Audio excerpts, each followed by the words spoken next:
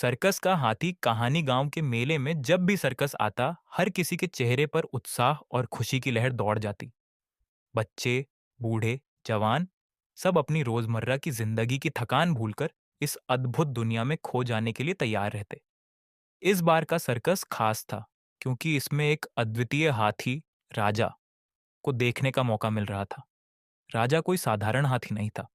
उसकी समझदारी, उसकी चालाकी और उसके करतब इतने अनोखे थे कि लोग दूर-दूर से उसे देखने आते थे। सर्कस की शुरुआत सर्कस की शुरुआत धूमधाम से हुई। बड़ी-बड़ी रोशनियों और रंग-बिरंगे झंडों से सजी सर्कस की दुनिया सचमुच किसी जादुई साम्राज्य जैसी लग रही थी। हर रात सर्कस के शो में भीड़ उमड़ पड़ती।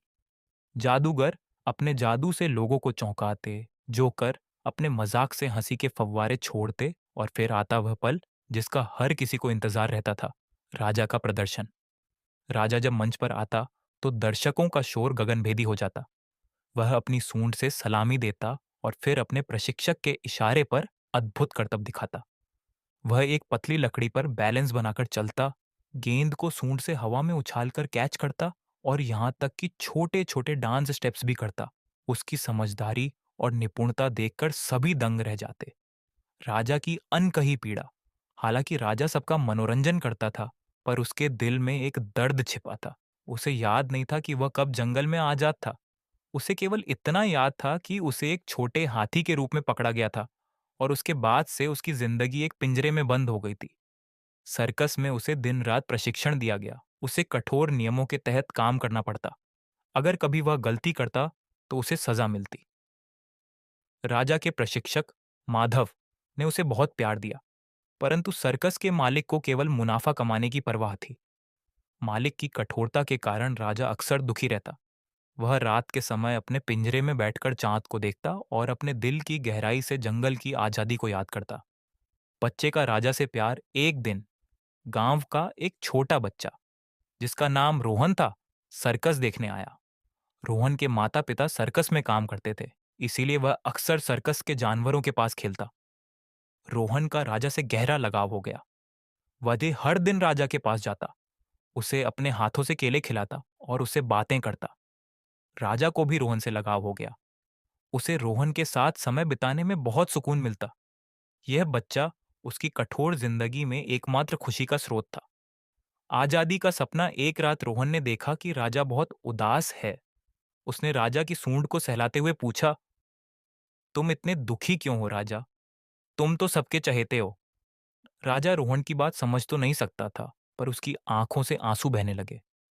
रोहन ने पहली बार महसूस किया कि राजा खुश नहीं है। रोहन ने अपने माता पिता से बात की। उसने कहा, मुझे लगता है कि राजा को जंगल में रहना चाहिए। उसे यहाँ कैद में रखना गलत है। लेकिन उसके माता पिता ने उसे समझाया कि सर्कस का हाथी सर्कस की शान है। अगर राजा को छोड़ दिया जाए तो सर्कस कैसे चलेगा? राजा की बगावत। एक दिन सर्कस के मालिक ने राजा को एक नया करतब सिखाने की कोशिश की। यह करतब बेहद कठिन और खतरनाक था। राजा ने इसे करने से इनकार कर दिया। मालिक ने गुस्से में आकर उसे सजा दी। यह पहली बार था जब राजा ने गुस्से में अपनी सूंड उठाई और मालिक के आदेश को ठुकरा दिया। इस घटना के बाद सर्कस के सभी कर्मचारी डर गए।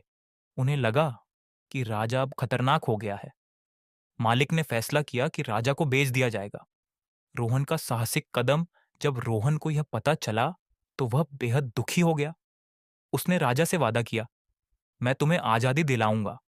उस रात जब सब लोग सो रहे थे, रोहन चुपके से राजा के पिंजरे के पास गया। उसने पिंजरे का ताला खोला और राजा को बाहर निकालने की कोशिश की। राजा समझ गया कि रोहन उसे बचाने आया है।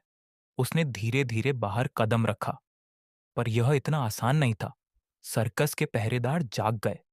उन्होंने राजा को भागते हुए देख लिया और शोर मचाना शुरू कर दिया। जंगल की ओर यात्रा। रोहन राजा के साथ जंगल की ओर भागा। राजा की विशाल काया और रोहन की छोटी उम्र के बावजूद दोनों ने एक दूसरे का साथ नहीं छोड़ा। सर्कस के लोग उनका पीछा कर रहे थे, लेकिन राजा ने अपने बल और चतुराई से रास्ते में आने वाली हर बाधा को पार किया। आखिरकार कई घंटे की यात्रा के बाद वे जंगल पहुंच गए। वहां पहुंचकर राजा ने पहली बार राहत की सांस ली। उसने अपनी सूंड उठाकर रोहन को प्यार से छुआ, मानो उसे धन्यवाद कह रहा हो। राजा की आजादी जंगल में राजा को देखकर रोहन की आंखों में खुशी के आंसू आ गए। उसने राजा से कहा, यही तुम्हारा घर है, यहाँ तुम आजाद रहोगे, मैं तुमसे मिलने आता रहूंगा। राजा ने जैसे उसकी बात समझ ली, उसने जंगल की ओर कदम बढ़ाए और धीरे धीरे वहां के पेड़ों के बीच खो गया। रोहन वापस गांव लौट आया। उसने सर्कस के मालिक से सच छिपा लिया। उसने सोचा कि राजा की खुशी के लिए यह झूठ जरूरी था। सर्कस के लोग राजा को कभी नहीं ढूंढ पाए। अंत में खुशी राजा अब जंगल में अपनी आजादी की जिंदगी जी रहा था। वह कभी कभी जंगल के किनारे आकर खड़ा हो जाता, मानो रोहन को ढूंढ रहा हो। दूसरी ओर रोहन हर दिन राजा को याद करता और खुश होता कि उसने अपने दोस्त को वह आजादी दिलाई जिसका वह हकदार था। आजादी का मूल्य केवल वही जान सकता है जिसने इसे खोया हो। राजा की कहानी यह साबित करती है कि हर जीव को अपनी जिंदगी अपने तरीके से जीने का अधिकार है।